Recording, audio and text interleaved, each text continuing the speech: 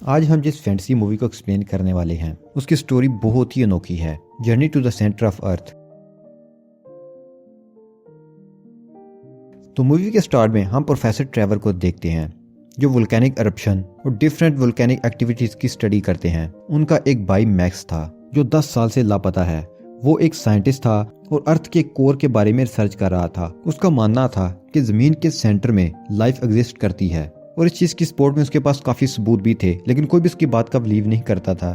Max की research lab में 10 साल से काम जारी था। अब ट्रेवर को बताया जाता है कि वो लैब बंद की जा रही है क्योंकि उसके पास ज्यादा रिसोर्सेज नहीं है। ट्रेवर काफी उदास हो जाता है। वो घर आता है तो वॉइस मेल को सुनने लगता है तो उसे पता चलता है कि उसका नेफ्यू मैक्स का सन सीन 10 दिन रहने के लिए उसके पास आ रहा है और जिस दिन उसने आना था वो आज का दिन है और टाइम भी यही है, यानी कि कुछ मिनट्स में वो यहाँ आने वाला है। तो वो जल्दी से अपने मैसी होम को ठीक करने लगता है। तो हम देखते हैं कि सीन अपनी माँ के साथ आता हुआ दिखाई देता है।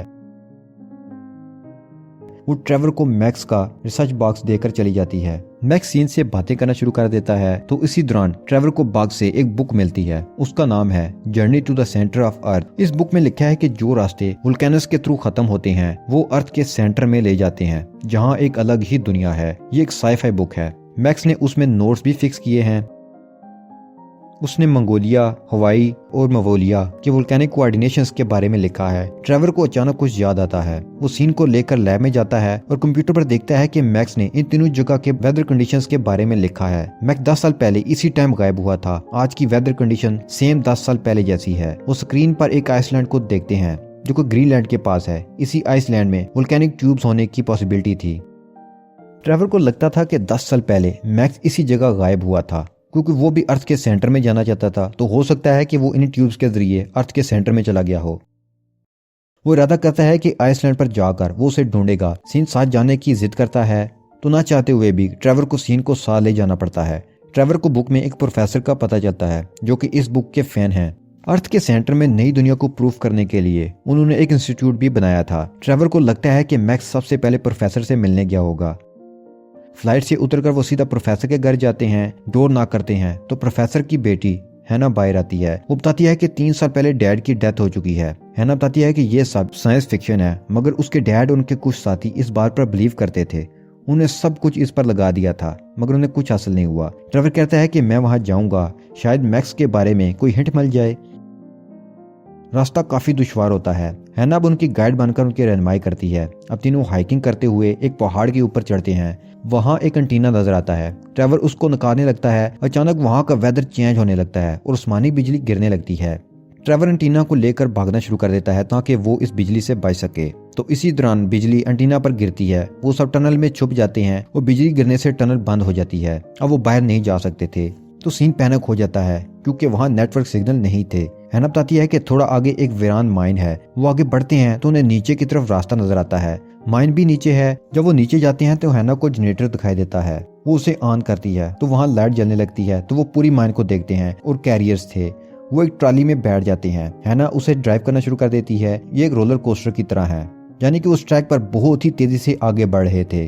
वो देखते हैं कि आगे से एक जगह से ट्रैक टूटा हुआ है, लेकिन हैना ट्रॉली को रोकती नहीं है बल्कि उसे और तेज चलाती है ताकि वो उस गैप पर से जंप करके ट्रैक के महफूज हिस्से पर लैंड कर सके। तो वो ऐसा ही करती है। वो सेफली लैंड कर जाती हैं। वो आगे जाते हैं। उनकी ट्रॉली 3 हिस्सों में बढ़ जाती है और वो तीनों अलग हो जाते हैं।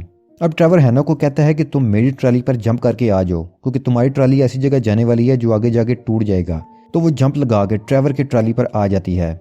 आगे से रास्ता और मुश्किल होने वाला था क्योंकि एक जगह इस ट्रैक का एंड होने वाला था और ट्रॉली बहुत ही स्पीड से जा रही थी। तो हैना बहुत जहानत से काम लेती है। वो एक रस्सी और हुक की मदद से ट्रॉली से जंप कर जाते हैं। ट्रॉली आगे जाके क्रैश हो जाती है और ये पीछे गिर जाते हैं और ये बच जाते हैं। अब यहाँ उन्हें एक और टनल नजर आती है। वो आगे बढ़ते हैं तो एक जगह उन्हें चट्टानों पर बहुत ज्यादा डायमंड नजर आते हैं। सीन कुछ डायमंड्स को अपने बैग में डाल लेता है। ट्रेवर कहता है कि शायद यही अर्थ का सेंटर है। हम वोल्केनिक ट्यूब में हैं, यहीं से वोल्केनो इरप्ट होगा।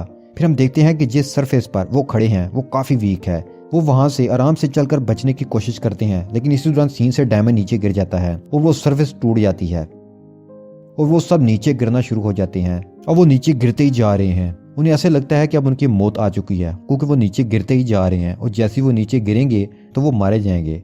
लेकिन जब वो गिरते गिरते आगे बढ़ते हैं तो उन्हें वाटर ड्रॉपलेट्स नजर आते हैं जो कि ऊपर की तरफ उठ रहे थे। ये बहुत ही अजीब नज़ारा था। तो यहाँ से जब वो नीचे गिरते हैं तो नीचे एक पूल था, तो वो सेफली उसमें लैंड कर जाते हैं, तो उनकी जान भी बच जाती है। तो वो उस पानी से निकलकर जब वो बाहर आती हैं तो एक अलग ही दुनिया को देखते हैं। वहाँ उन्हें वाटरफॉल्स नजर आती हैं और ग्लोइंग बर्ड्स भी नजर आते हैं।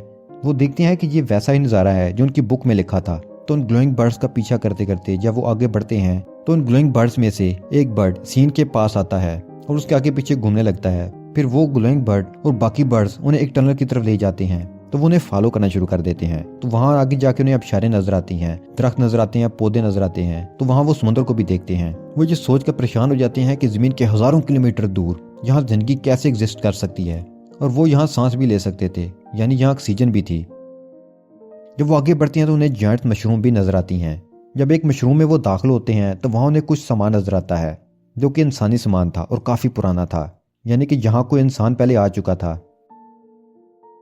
तो उस सामान में उन्हें एक जर्नल मिलता है और उसकी हैंड राइटिंग मैक्स जैसी है। वो मैक्स ने ही लिखा था। हैना को जंगल से मैक्स की डेड बॉडी मिलती है। ट्रेवर और सीन दुखी हो जाते हैं।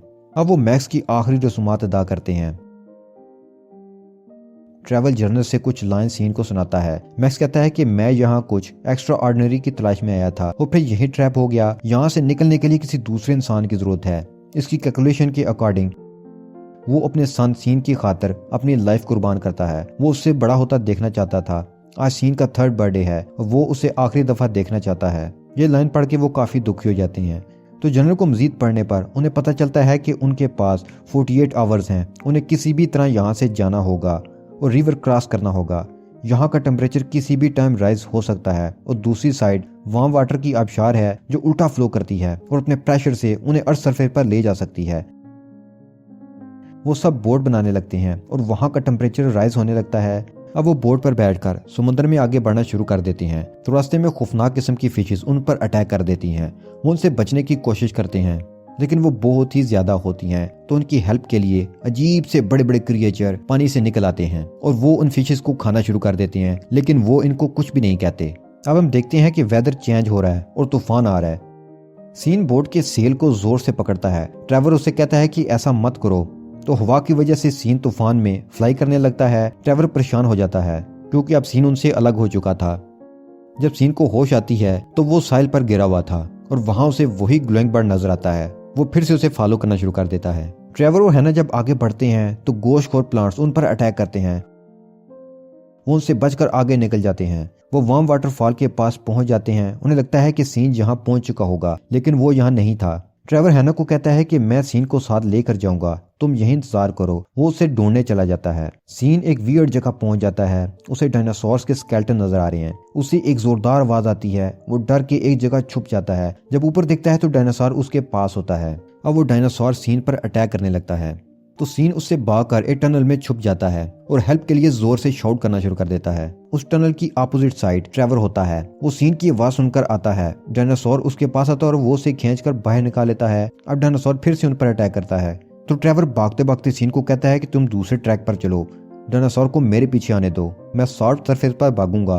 तो जब डायनासोर मेरा पीछा करेगा तो वो उसमें ट्रैप होकर नीचे गिर जाएगा और हम बच जाएंगे। और ऐसा ही होता है। वो दोनों बच जाते हैं और डायनासोर मारा जाता है।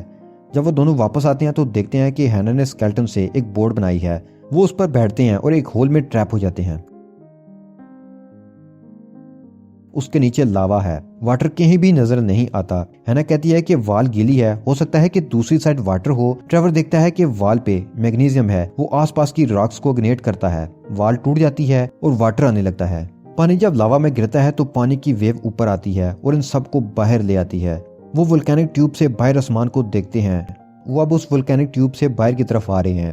तो वहां से उन्हें आसमान नजर आता है और एकदम से वो पहाड़ की चोटी से जमीन पर वापस आ जाते हैं। तो वो जिस कंट्री में क्रैश लैंडिंग करते हैं वो इटली है। हम देखते हैं कि इस लैंडिंग के दौरान एक बूढ़े आदमी का हाउस और उसके फील्ड्स को उन्होंने डिस्ट्रॉय कर दिया था। वो ये देखकर शोर करना शुरू कर देता है, तुमने मेरी फसल तबाह कर दी है और मेरा घर भी तोड़ दिया है। तो सीन उसे एक डायमंड देता है। वो ये देखकर खुश हो जाता है और कहता है कि तुम एक दफा फिर मेरे घर को और मेरी फसल को एक दफा फिर स्लाइड करके तबाह कर सकते हो, मुझे से कोई मसला नहीं है। तो यहाँ से वो तीनों यूएस आ जाते हैं। इस जर्नी में हैना और ट्रेवर एक दूसरे के करीब हो जाते हैं। ट्रेवर मैक्स की बंद लेबॉर्ट्री को फंड देकर फंक्शनल करवाता है। लास्ट में ट्रेवर और हैना सीन को गुड बाय करते हैं। सीन के पास वो बर्ड है जो दूसरी दुनिया से उसके साथ आया था। वो बट वहीं से उसे फॉलो कर रहा था और उसे अपने साथ साथ रखना चाहता था। वो दुनिया बहुत ही अजीब थी। सेंटर ऑफ द अर्थ में जो कुछ चीजें हमने देखी वो बहुत ही अजीब थी। हो सकता है कि ये उसके डैड मैक्स की रूह ही हो, इसी वजह से वो उसके साथ रहना चाहती हो। ट्रेवर सीन को मैक्स की next book lost city of Atlantis देता है और यहीं पर यह मूवी खत्म हो जाती है।